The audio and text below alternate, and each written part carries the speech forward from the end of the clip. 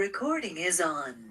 Yo, yo, yo. Welcome to another edition of the Geeky Bros Podcast. I'm your boy, Tactix. Yo, it's just Darcy here. This is Big Geek Umar. How y'all doing today? I'm doing all right. I'm wondering if we're going to see Tactix eyes this podcast. Nah, I think I'm just going to remain mysterious, yo. Like an anime villain. Yeah. True. Speaking of anime. Yeah. Oh, shit. Are we jumping right to that already? We might as well. Okay. This is big news for us. All right. So, last couple weeks, we've been slowly but surely getting Mr. Tactix here into anime as much as we can. All, English dub, of course. Yeah. And I kind of have like a very specific focus of what I'm trying to get him in on. But Mr. Darcy here, I think even in this podcast, kind of tried to get Tactix to watch something called Dr. Stone, which is season 1 has already been dropped and season 2 is currently being aired. And this is not a criticism towards you, Tactix, but like the biggest hurdle for Tactix is to actually agree to watch the show.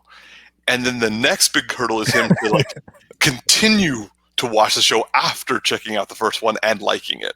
So surprisingly, actually, Tactix, I'm gonna let you take it away from this point. Like, surprisingly, what? Surprisingly, I'm 12 episodes deep into this show and loving it. Like, it's good, man. I'll admit, like, the first episode, I was hooked. I remember you guys were talking about it the last time we met. We all met together downtown, and I was intrigued, but I was like, I don't know if I'm ready for all that yet. Like, I still got to watch Naruto, even though I'm probably never gonna finish that. Let's just be honest. And then Demon Slayer, which no, Umar, I have not finished yet, but I'll get to it. and then now with Dr. Stone. And so one hurdle for me is like finding it, because I don't mess with the torrents like Darcy does. So one of the hurdles for me is you put my glass out there? First off, I don't mess with no torrents when it comes to anime. All that stuff is legit. Sorry, Crunchyroll. Yeah, I'm on Crunchyroll and I'm on Netflix depending on where they're at. Yeah, so I like to stream all my stuff. So but I don't pay for the services. I don't pay for Crunchyroll. You're worse than torrents. Yeah, I'm way worse. Yo, you do remember that I posted in the group chat that Demon Slayer is on Netflix, so you can technically stream it, and it is in English dub. This is very true. And as I was waiting, I accidentally stumbled upon Dr. Stone, and then I was like, oh, okay, this show is kind of hype, so I'm just gonna continue how are watching you watching it if not on Crunchyroll? So Funimation. Son of a bitch. Yeah. So but the thing is, the catch is that they only allow you to watch up to 12 episodes, and then you have to pay for the premium service. So I was capped at 12. So I was like, fuck. Okay, well, it was nice while it lasted. So Demon Slayer it is now, huh? Yeah. So you're off Dr. Stone because no. I found the stream. Luckily. Okay. So I was able to watch a little bit of the 13th episode. Bro, but I just gotta say, Crunchyroll, I've been on Crunchyroll for like a decade and the price has stayed the same. I'm just saying, if you want a streaming service, like, it's cheaper than Netflix and the price hasn't gone up, and it's been around inflation. I'm stingy with my money, man. Like, Netflix is already hurting me, and then I'm waiting for HBO Max to come out, so I gotta save my funds for that. It is $6.99 a month. Yo, doesn't matter, Okay. yo. I Hold need up. that $6.99. So, what would you say is the thing that draws you the most to Dr. Stone? Like, what are you enjoying the most? What are you not enjoying? So, Umar, you know that I'm terrible with names, so I'm just gonna say that the main character, whoever his name is, I mean, I thought he was Dr. Stone, but like apparently he's that's what they refer to the stone thing as the doctor. So, but yeah, I like the green haired dude, the main guy. Yeah, I'm surprised because Zenku, yeah, because I don't like, you know me, I don't like the cocky characters, but he's but he's kind of like on the cusp. Like, he's not like, he's got some cocky. Oh, he's hella cocky. He's hella cocky. But there's a redeemable quality about him. Yeah.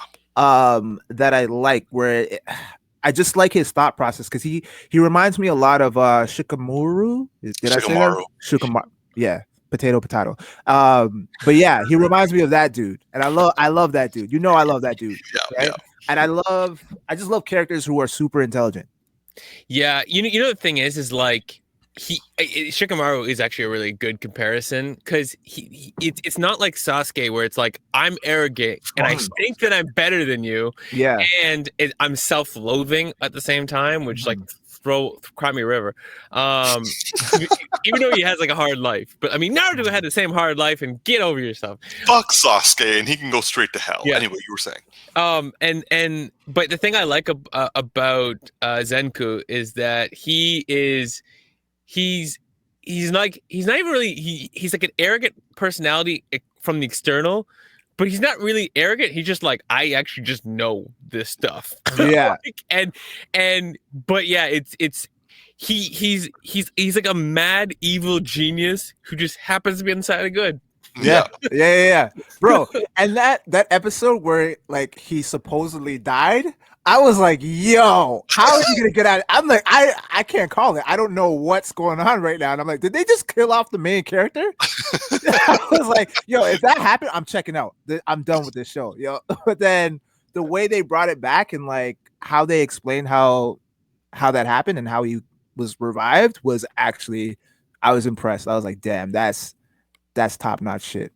So yeah, there's a lot I like. I like the villain, or I mean, I guess figured you would like him actually.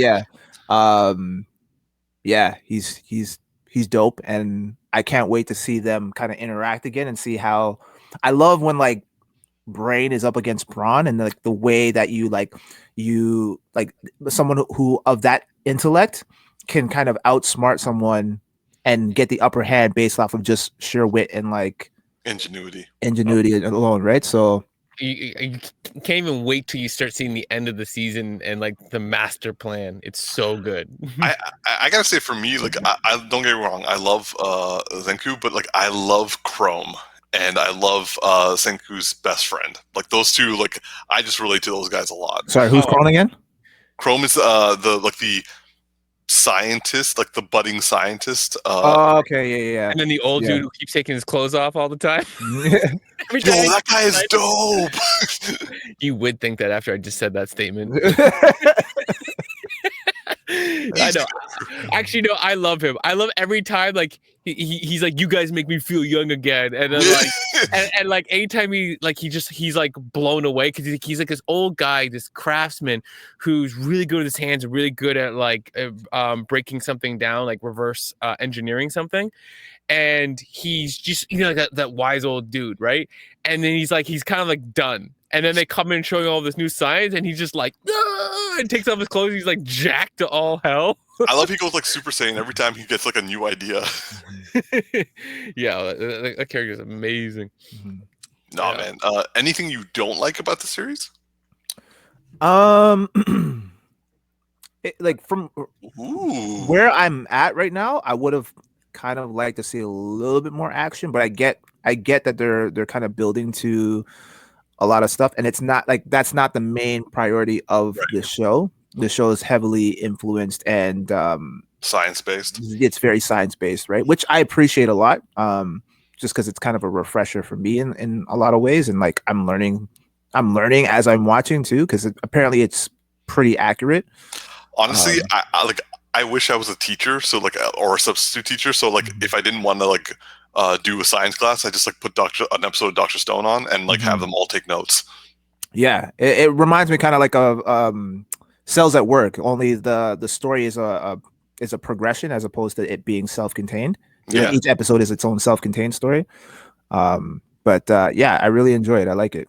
Yeah, and it's great that it's like an evolving story because it enables them to go through history of science and show ways to utilize it, but showing how powerful advanced science is applied in a very ill-advanced world, and even if they have to like use rickety old methodologies in terms of what we would consider, we would be like, yo, that's like so dated.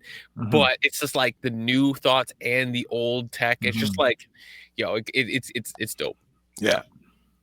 All right, man. Well, can't wait for you to watch more Demon Slayer, and then the rest of Dr. Stone. Yeah, I'm waiting for that Crunchyroll subscription to slide through, bro.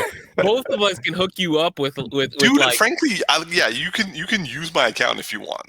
Yeah, I mean, you can't use my account, but I'll give you that free month access coupon.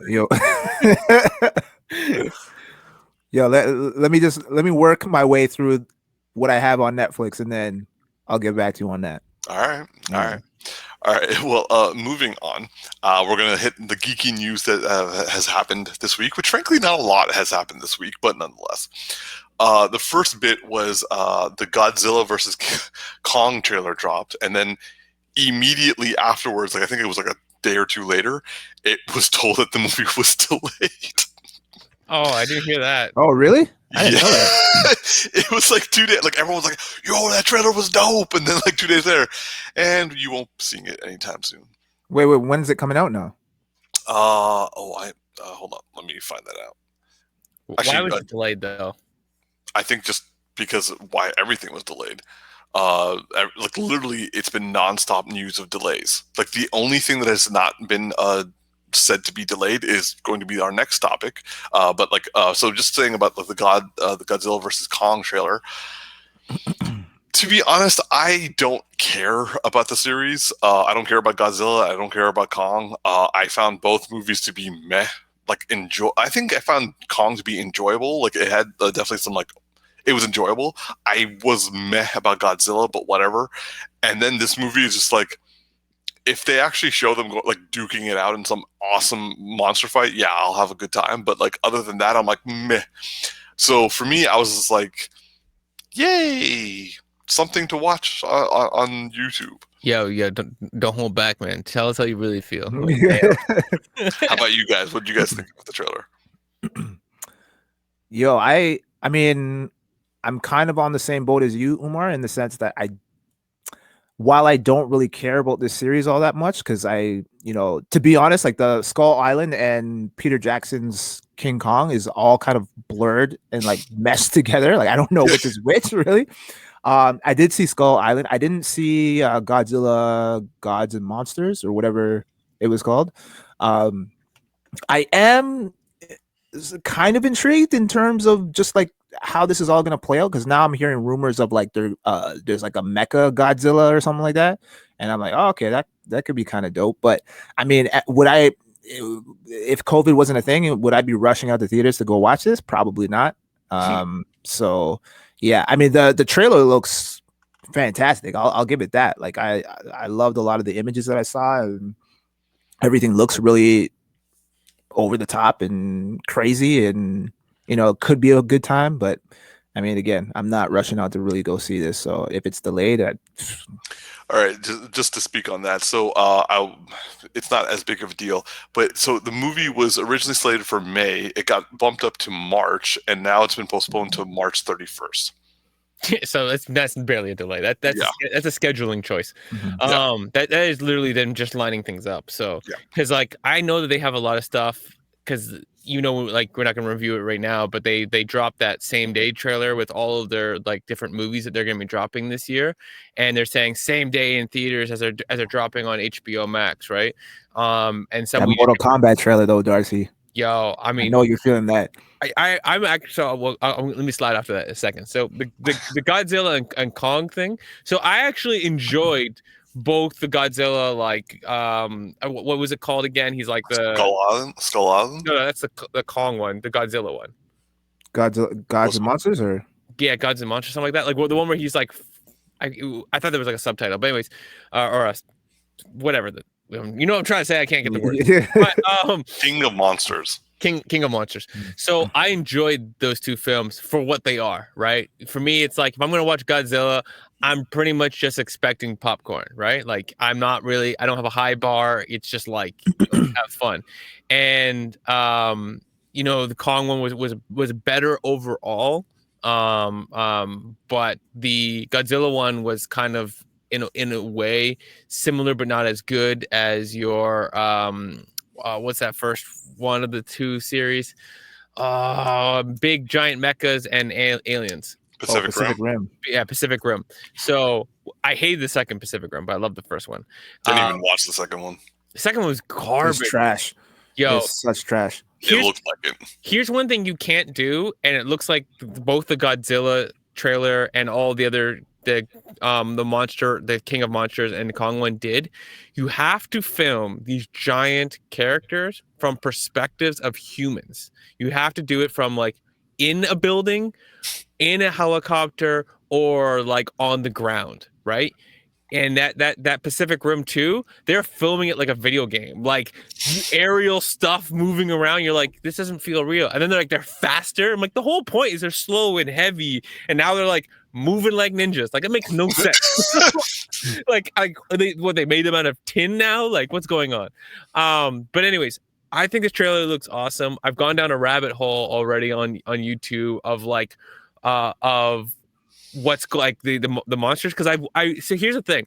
I had watched a Netflix anime series about Godzilla that had like 4 or 5 3D animated episodes, and I've seen a lot about like the 3-headed dragon monster and a lot of these different monsters, so I got more intrigued in it. And there's like a point where there's even like a Godzilla that stands tall enough to stand in the clouds, right? Like, will stand in the ocean and be still standing in the clouds. Yeah. I hear that there's a theory in this movie that the Godzilla that Kong is fighting is not the Godzilla from the movie we saw before. That Godzilla is still out there, and because the Godzilla in the last movie was not actually going after human race, it was protecting the human race against the other monsters. Yeah. So then all of a sudden now it's attacking humans and fighting Kong. Makes no sense. Wait, wasn't there a Godzilla sequel where he like there's 2 Godzillas? One with Elizabeth Olsen and basically Scarlet Witch and Quicksilver were in the first one, and the second one he was like taking on like all the monsters. Yeah, I didn't even watch the second one. I only watched the first one. I was like, meh. Yeah, I think the first one. Yeah, I don't. But you're right. But the point being is, in the second one, he was basically protecting the humans against and doing like a big battle. So I think that what we're gonna get is that there is a whole third villain going on here. Either that there's a second Godzilla, and this is like not the real one, or this is the real Godzilla and it's being provoked by something else to fight, and they don't know what it is. Either Godzilla's just trying to get through the humans to get to the bigger threat, or the other one has some psychological power over Godzilla and is forcing him to do things he doesn't want to do. Either way, I'm game as long as it's dope, because Kong is a tactical fighter. If you remember from the Skull Island, right? Like the things he was able to do, I think it's just going to be interesting. And I'm always up for a Pacific Rim style film. So, okay, yeah. I heard the former rumor. I heard the former rumor in the sense of like that the Godzilla that Kong is fighting is actually I don't know if it's the correct term, but the Mecha Godzilla or whatever. Because in the second movie, someone was telling me that they kept an exoskeleton of one of the monsters, and they basically tried to create their own variation of Godzilla, and it turned evil or something, and then that's what Kong is fighting. And now the actual Godzilla is going to show up, and it's going to be like kind of like a Batman v Superman type thing where they team up or whatever. So it's basically Doomsday from Justice League, but probably makes a touch more sense than that version. Yeah, pretty much. Yeah, I mean, again, like this for me, it's like this is just fun, right? Like it's like I'm game for it. I love the like larger than life stuff, and like I don't really like expect like I don't expect no Dark Knight. You know what I'm saying? Like I'm not going in for that.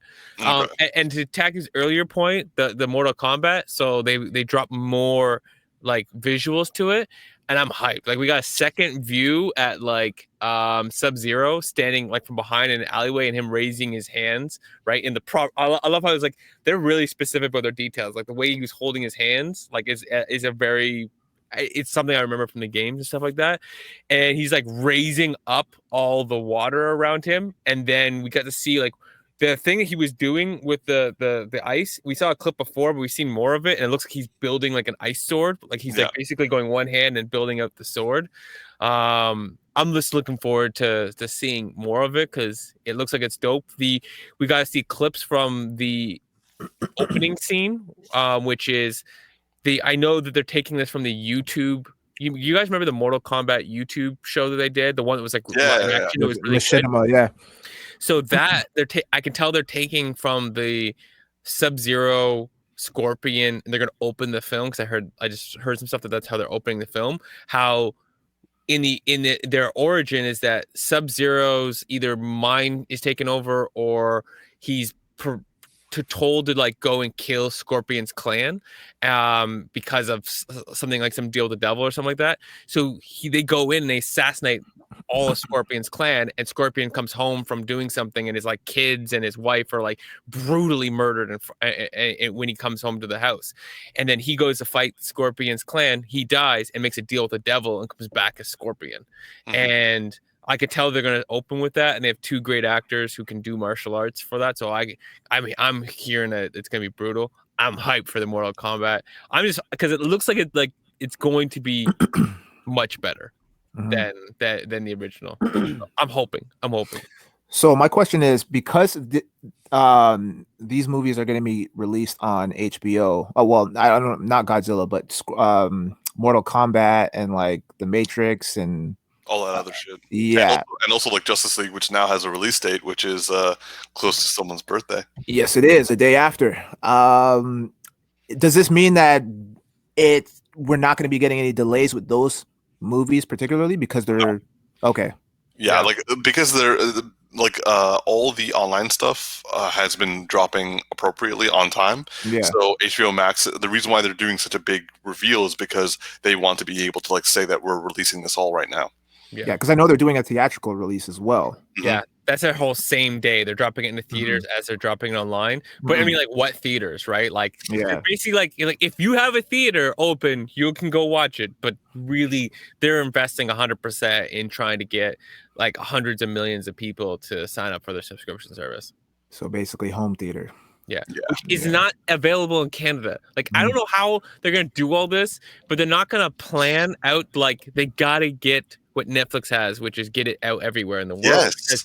Because, like, it's like Wonder Woman is one of the most pirated films of all time, right? 1984. Not because it was good, but because it was, like, until we knew it was crap, that was the only way for, like, at least 70% of the world to watch it. Yeah. And then we all pirated. We're like, well, thank goodness we didn't pay for it. Well, no, I paid for it because I did it through Amazon Prime. Oh, you poor bastard. I'm supporting the film industry and female-led superhero films. I hear you. It's just, I wish you got a discount. Well, okay. So speaking on that, there has also been, rumors. There are more rumors, and one that I think you guys will find interesting. Jim Carrey is currently being talked by Kevin Feige or by Marvel for an MCU role.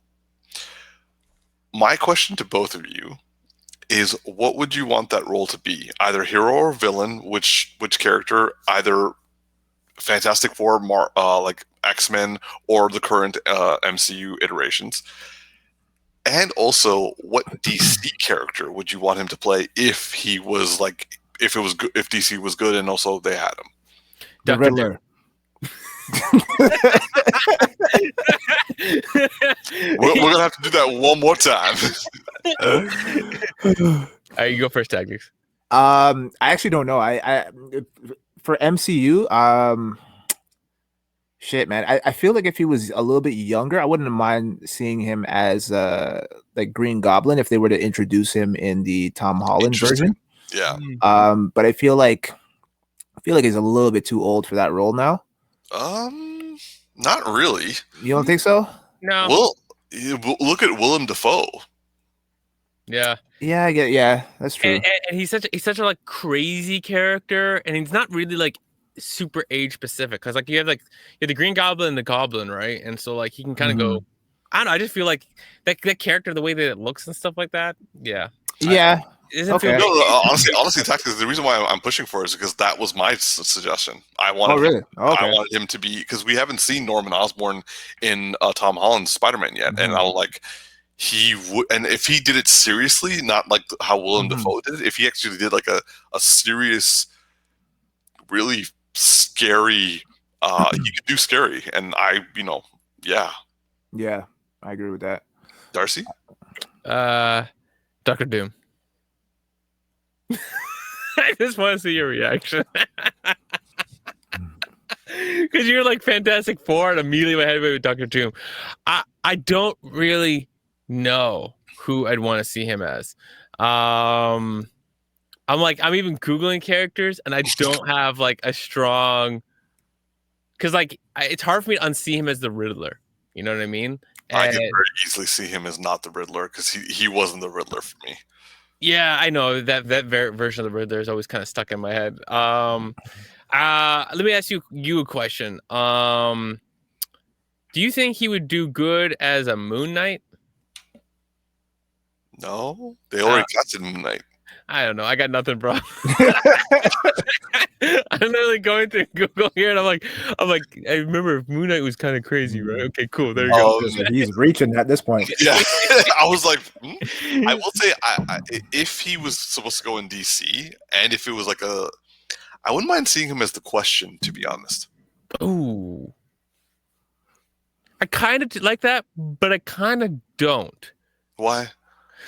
I don't know. Like, we've definitely seen Jim Carrey do some like darker characters, but he has so much personality that I feel like the Question, when he has his breaking moments, right, then yeah, it really works.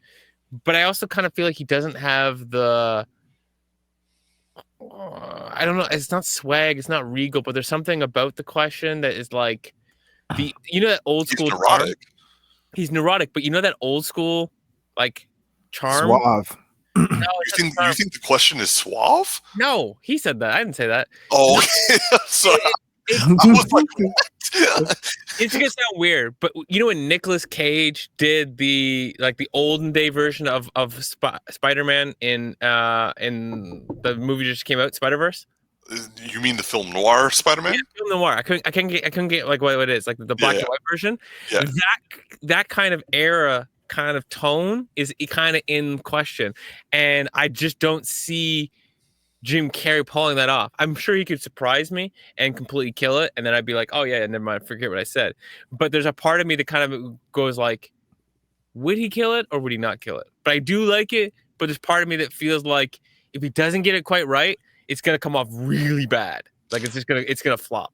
I'm gonna have to disagree. Like me personally, I would say Jim Carrey would nail that specific style, especially. But also, I think that he can do serious, neurotic, and not purposefully, but like funny as a result of his neurosis. Like he can be like he can appear to be intelligent, and also at the same time go down a rabbit hole, and also make that funny, but also make that kind of disturbing at the same time. And just because you brought it up, the film noir Spider-Man-esque, I actually don't know what to describe that as, but nonetheless, that quality. Me personally, I don't have high regard for Nicolas Cage, to be honest. So the fact that he was such a parody character, I can see Jim Carrey doing elements of the comedy, but also making it a serious thing, which is why I went with Question. Also, I think it would be kind of interesting to see Jim Carrey without facial expressions, without being able to see his facial expressions, but him still coming across that way. You know what? You're convincing me. I'm Googling old Jim Carrey characters, and I'm forgetting some people in my head, and I'm thinking of too much one Jim Carrey, because I'm thinking of what was some of the characters he did that really surprised me. The one he just did in Sonic the Hedgehog. I'm yeah. I still haven't seen that. Wow. Okay. And then what was the I just had show? Eternal Sunshine of the Spotless Mind? No. Another character that's Lemony Snicket's. Yes. Yeah. Just the flipping of characters throughout that show. But yeah, actually, I'm Googling this right now, and you know what some people think he's gonna be?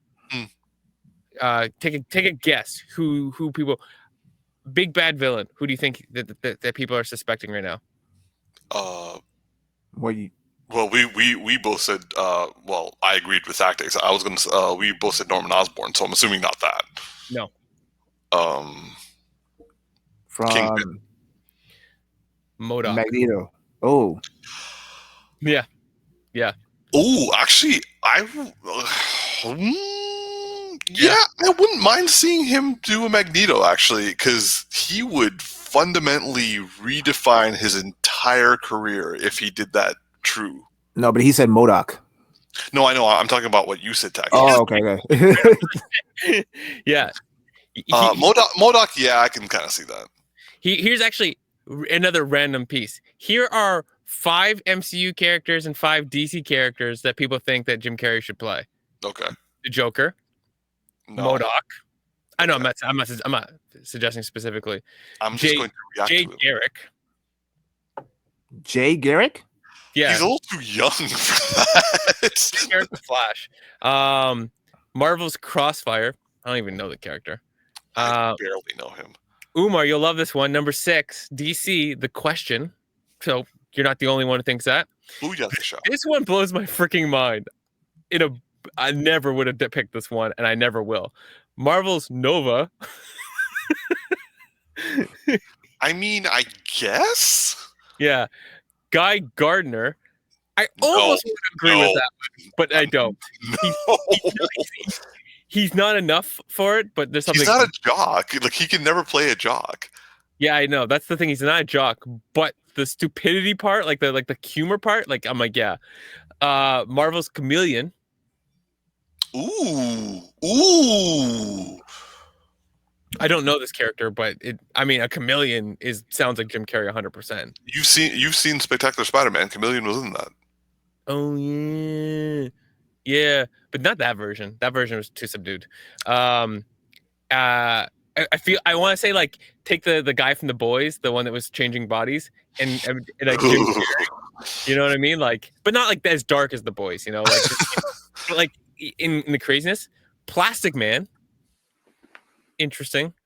It's not a character I want to see particularly, but I mean, if anyone could do Plastic Man, Jim I Carrey. agree. I can see. I would like him as Plastic Man. And Molecule Man. Don't know that character. Yeah. Tactics. How about you? Like, so, like, I gave my DC one. Darcy, did you have a DC one? Yeah, I'm gonna go with either the Question or Plastic Man. Okay. T. Fuck for DC. Shit, man, I don't know. I really don't know for DC. Yeah. Yeah, I don't know. He's a hard one to cast because like he's great, but you don't want to throw him just at like anything, you know? Like you gotta find the right thing. Yeah. Okay. Well, you disagree. Okay, fine. Make him Captain America. All right. So, like, moving on to our next topic. We have officially, all three of us have now finished at different times. Have finished The Mandalorian season 2, and we are now going to review it. So, I would like to say, actually, I'm gonna start with Tactics on this. Tactics. Gosh, damn! Again. Yes. All right. What did you think of season 2 of The Mandalorian? Well, I have no one to blame other than myself for this, but the ending was spoiled for me. Of course it was.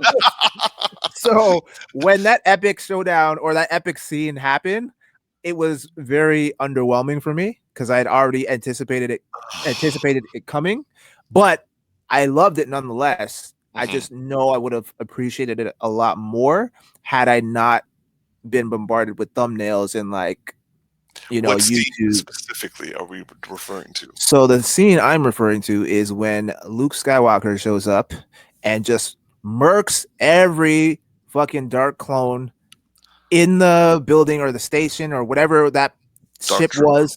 And yeah, it just doing his Jedi thing and just destroying everyone. And yeah, that scene was dope.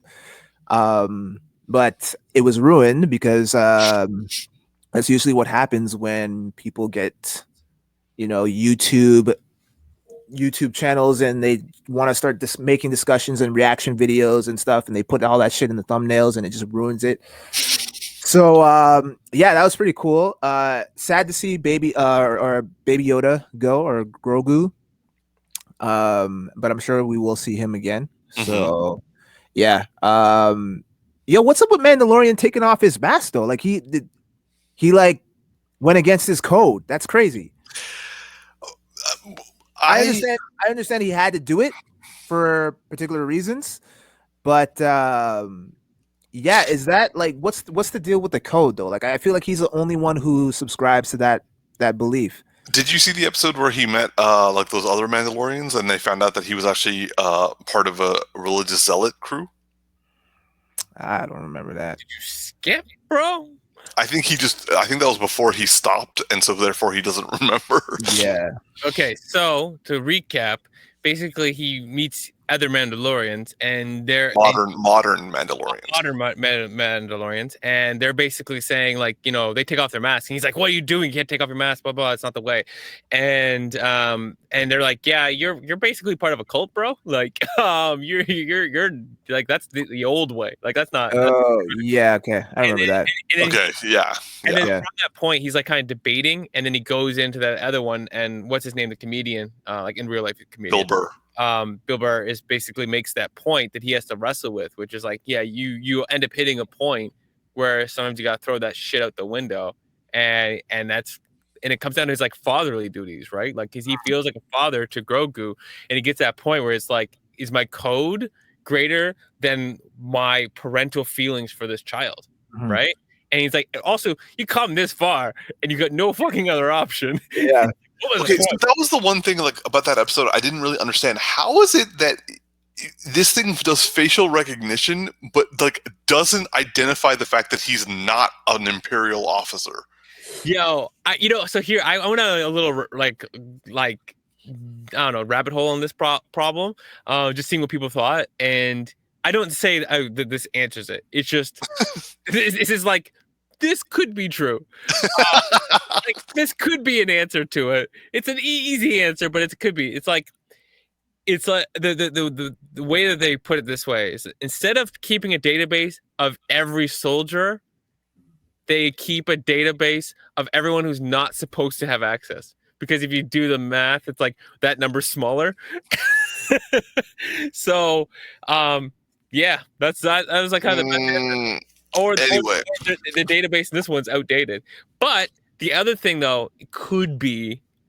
I don't know how they'll play this up, but maybe we find out Mando has some history with Imperial soldiers, and he's come out of the database. He can't, because he's a Mandalorian. He's been a Mandalorian since he was a kid. They've never, like, if anything, they were considered enemies. Yeah, it would be interesting if they find a way that somehow works, but I don't want it to be bullshit. If they find a way that it works, and that would be an interesting plot twist. I'm not saying he was Imperial, but maybe their faces end up in the database somehow or something, you know? So yeah, going back to you, Tactix, like besides the ending spoiler, what else did you like about the series? And also, besides, like, so you're not a fan of him taking off his mask? I just wanted more clarification as to what his code was, and I think what Darcy was saying is like he's now questioning his code because now he's learned that he might be part of a cult, and also the fact that, like, I mean, the freaking princess of Mandalore is like taking off her helmet like all the time, so he's just like, well, I guess I'm fine. Yeah. Sorry, go on. I have another theory, but finish your thing first. Oh no, I was just gonna. Yeah, I really enjoyed it. I especially loved the final episode and the action scenes. Yeah, girls get it done again. Yeah, and then them breaking into the actual Imperial station or whatever. That was a cool scene, like on the truck or whatever. Yeah. Man, Rosario Dawson, even in that makeup, beautiful, man. I was so waiting for you to say something about that. Like, that's, oh my gosh. Like, I can't say enough about her, man. She is gorgeous and does not age and looked amazing. And yeah, I haven't, and can throw down. I haven't seen the Clone Wars stuff. So but I recognized the character, and it was really cool to see her in live action. So yeah, it was cool. What did you think of Giancarlo Esposito? You just like saying his name, don't you? I can say it now. You love it. Yeah, he was cool. It was crazy how he was like willing to he was gonna take his own life when he found out that Luke, I was like, yo, what? Yo, this dude means business. Okay. Yeah, it was cool. I like the whole Darksaber fight and the whole concept behind that. Yeah. I was like, yo. So wait, so during that scene, he mentioned that I think there was a mention of the fact that it can cut through everything except a certain material. Pure Beskar. So what was that? Is that what? So like that's his entire armor, and that's what the staff is. I figured. Okay. Yeah, because I was like, he's taking all these shots. I'm like, yo, there's no damage being done. so like when that scene happened, I will have to say I was so nervous the entire time, and Giancarlo, like Darcy kind of put me onto it. Like this guy is such a completely different person than what he's always played. Like I've seen him in The Boys, I've seen him in Mandalorian, and I've also seen him in like I can't remember what the other one was, but he's always this calm, collected, very intelligent individual who's like always one step ahead of you, and is just so menacing. And when he's like right next to Grogu with the Darksaber and like waving around him, but also knows everything that's going on, and you're just like, yo, how's he gonna get out of this? He's like, yo, just take him, but get off my ship. I'm like, it's a trap. It's a trap. And then like he lights it up and starts like attacking him like viciously. I was freaking out. I was like, oh no. I didn't see this guy's interview. He's like, yo, man, I was on Star Wars. Everyone's so great. And then like they showed him behind the scenes, and he like hit the stunt guy so hard, and then he like body checked him, and he's like laughing later. I'm like, that's acting right there. Yo. Yeah. Did you hear that? So Giancarlo Esposito. I want to say the whole name too. He broke like a ton of Darksabers.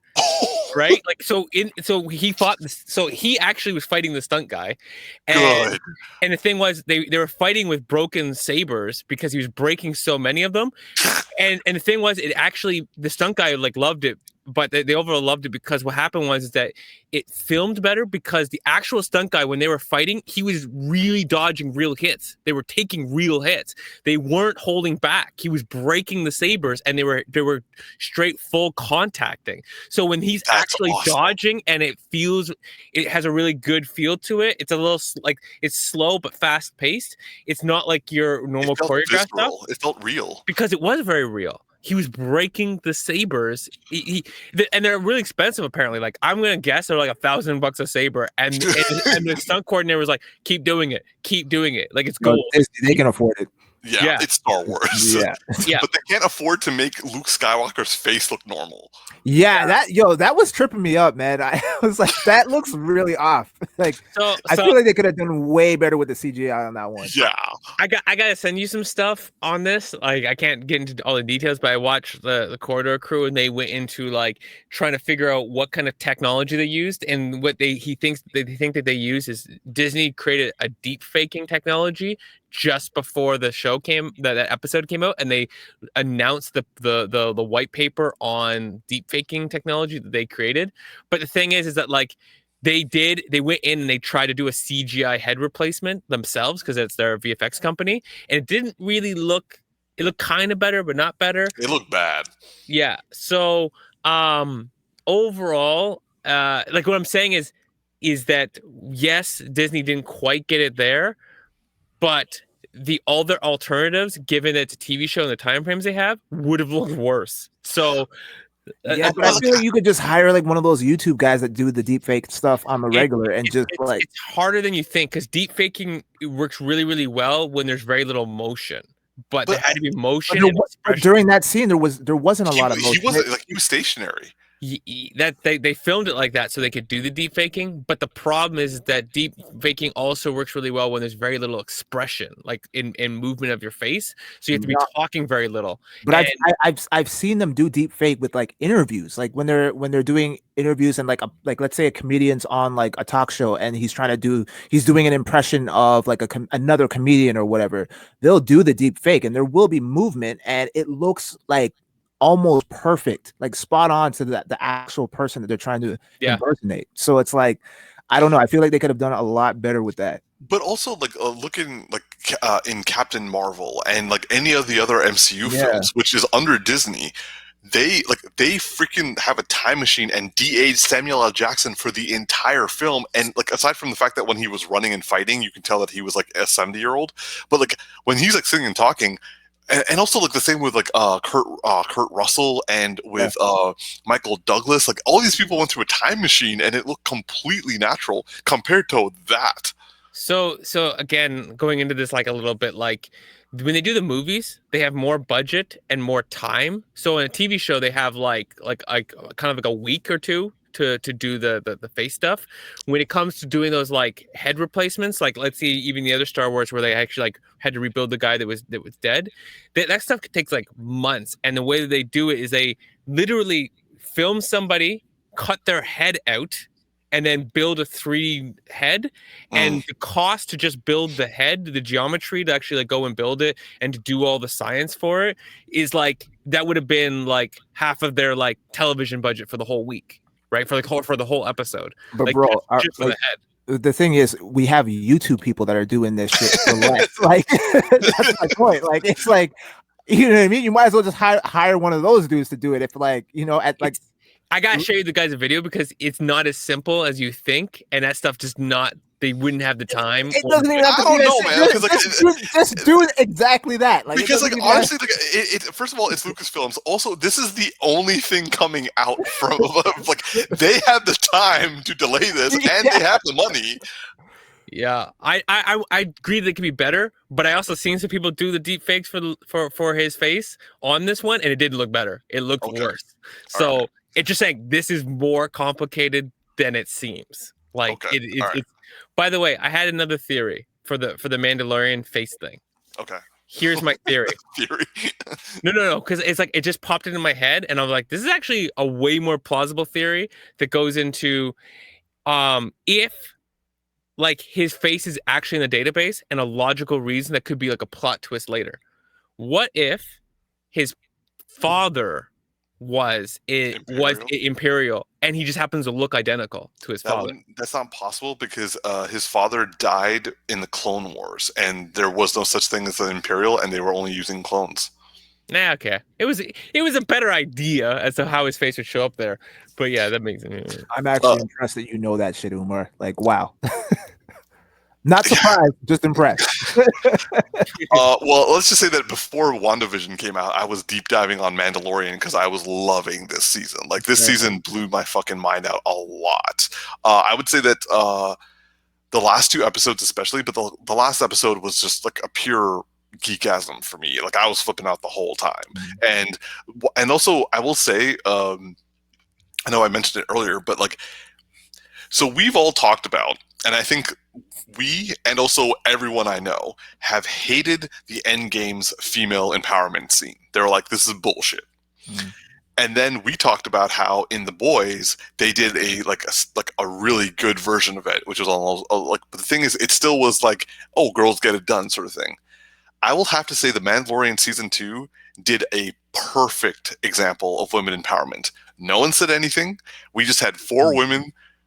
Like halfway through the scene, I realized, wait, the entire team is women. They're just 4 women gunning everyone down. Yeah, it wasn't forced, and you're like, oh shit, yo, they're wrecking shop right now. Like, if it wasn't for these women, Mando would have no chance. And it's like, exactly, you know. And I'm like, Star Wars did the most feminist like geekasm thing that anyone like fine. Endgame started the trend, but started it like in the 80s, starting a trend. Like, just it's really lame. And in like 2 years, we've owned it. Yeah. Yep. I agree. I really dug that scene. Also, I would have to say that. Oh, what did you both think of seeing Boba Fett come back? I liked it. I mean, I wasn't like a huge like Boba Fett Nor was fan, I. but I enjoyed it. And after watching like Mandalorian season 2, I'm going to admit to this on the podcast, live for all you right now. I decided to finally watch the original Star Wars trilogy for the first time all the way through. Now, to be honest, I'd seen it in bits and pieces, but I'd never watched it all the way through. The reason, listeners, that you don't hear me freaking out is because he was messaging me through the entire No, fair. I don't know. Like, I just like, when people take this for granted. Okay, yeah, we have Netflix, we can watch all this stuff, but think back when you were a kid. You might not have access to this stuff, right? Like you just didn't. Like when we were like young, like you lucky if you watch like a Fresh Prince, you'd be like, damn, I can't remember how many episodes I watched, considering it only came out once a week. If you weren't there, you weren't watching it. Like that's how it is. So anyways, I watched the whole original series, and it's a great series. But the one thing that kills me, especially after all the content we've had now from Star Wars post, I'm not saying all the movies, but like the animated stuff and the Mandalorian, is choreography of fight scenes. Like, oh my lord, they're weak in comparison. like the best one was Darth Vader and Luke Skywalker, both of them the best fight scenes, but they're like, especially the last one. But a lot of them just feel like he doesn't feel as threatening, right? And getting to see like Luke Skywalker and the Mandalorian like wreck town, like he just came in and it had the same fight but improved as you would see in the Clone Wars, either animated or as you saw in the prequel series. Like they had pretty good fighting in the prequel series, even though it was all like CG and stuff. He was still better fighting, just more fluid. But yeah, like the original series, just like some of those fights just felt like. And I'm just like, bro, I can't take these fighting seriously. It's just like I've seen kids do better jobs. Well, it was like 40 years ago. I know, and I know it inspired it all. It's hard to watch that stuff after the fact and then be like, there's like another movie or a show, TV show. What was it? HBO, The Wire, and I watched it years after it came out, and then. After this point, there's so many shows that imitated The Wire that like there were so many things that were unimpressive to me because I'm like, I've seen this play out in other shows and it mimics. So it's like it's hard to like be impressed by the original now. So one thing I found to be rather interesting. So what like Star Wars lore has always said is that like the Jedis are these like epic people, and like obviously the Sith are like the dark versions of them, but the only ones that were said to be like of equal caliber that were like everyday people were the Mandalorians. And that's why this series kind of came about. It's like, Boba Fett, Mandalorian, he was supposed to be equal, but I'm like, how did people love Boba Fett? Like he died in the most ridiculous manner. Anyway, but what this episode, like the season finale showed is that that's all bullshit. Because really, a Mandalorian, like granted, Mando had all the equipment for it. Like he had the spear and he had the Darksaber, which to be honest, I'm surprised he didn't use it against the Dark Troopers when they were like trying to punch their way in. By the way, when he got his ass handed by that one Dark Trooper who started punching his face into the wall. Scary. Did he have the Darksaber then? No, not at that point. He had the staff, but it got thrown away. But nonetheless, every punch, I felt that punch. Yeah. But at the end, when they're all like trapped and they're like, we dead, and like they all like take that position, he had a Darksaber and the spear, and he pull out his pistol. I'm like, can he hold the Darksaber and give his spear to someone else? Like you can do damage. Anyway, Luke shows up, and not only did he destroy all the Dark Troopers with ease, he was just awesome. And how can anyone say that the Jedi were equal to the Mandalorians? Because the Mandalorians in this situation they couldn't hold a candle to what a single Jedi could do. There were 3 Mandalorians in that place. Yeah, true. I don't think they're comparable to Jedis based off of what I've seen, but yeah. I mean, Boba Fett, when they were on that other planet, and he was just running through all the I was like, awesome. Yo, like they're exceptional fighters, man. So there's no denying that. But again, I agree with you. I don't think they're nowhere. They don't come close to that of the Jedi's. They're like an eighth of a Jedi on like a good day, and then you get like the legendary Jedis, and it's like, we're not even gonna talk. I really liked so clearly Boba Fett did not realize that until like recently, before he was cast, that he was going to get Boba Fett, because that man grew to be a big belly. But like versus before, when he was like all toned up and everything. But I love the fact that even then he wrecked all those stormtroopers. And then he also like did a pretty good job against that female Mandalorian as well. Yeah. So, okay, and now I want to ask you guys, because we're wrapping up a little bit. What do you guys think is going to happen in season 3, given what happened in the end of season 2? Well, is it going to be a spin-off, or is this a continuation of the Mandalorian story? They're going to have a like season 3 for Mandalorian is going to happen. Because they said, because in the thing, in the end credit, it was like Boba Fett's getting his own spin-off. Yeah, that's what I was asking. So it's like, that's going to be separate. Yes. Okay. So we're getting a Boba Fett storyline and then continuation of Mandalorian. Yes, and also there's like 10, like the 8 or other Star Wars TV series is coming out. But I'm just focusing on the Mandalorian season 3. Okay. I don't know. I couldn't call it. You guys would know more than I would. Darce?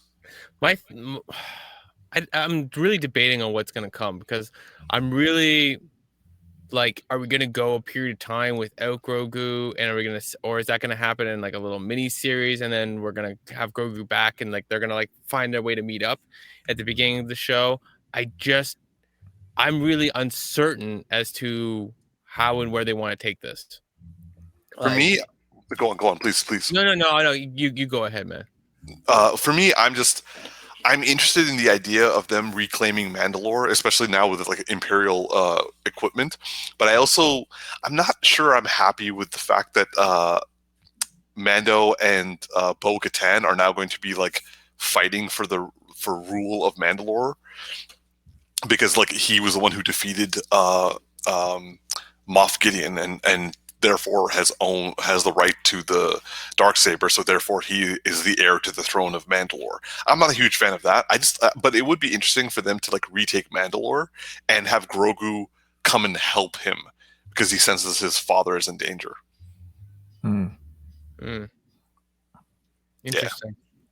Interesting. I like it. Do we think we're gonna get like a really? How far do you think Grogu's going to go in his development?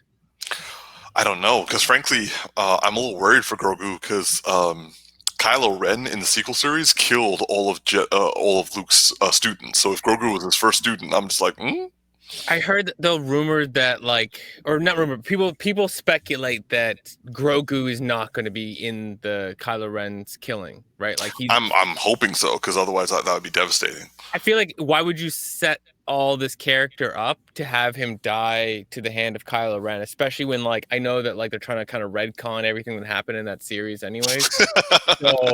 so you might as well like find a way around that problem.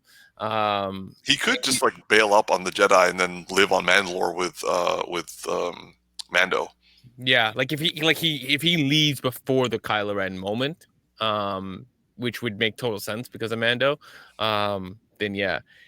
Or I wonder if, also could be really interesting too. It's like we get an experience of Mando, and then Mando gets a sense of Kylo Ren or something, or whatever reason, and he goes and like swoops and takes him out. I don't know if you can make that plausible, but I like the parental aspect of like Mando coming to save him.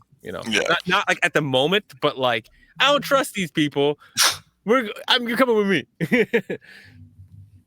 Yeah, I'm looking forward to season 3 a lot. I love the actress who plays Bo-Katan, Katie Sackhoff, who was also on Battlestar Galactica.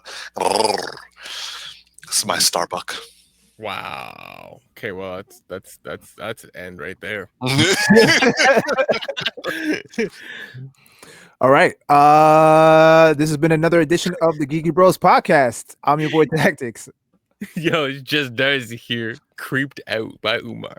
And this is Big Geek Casanova Umar. I knew you were going to say some shit like that. Well, anyway, please leave a comment and like and subscribe.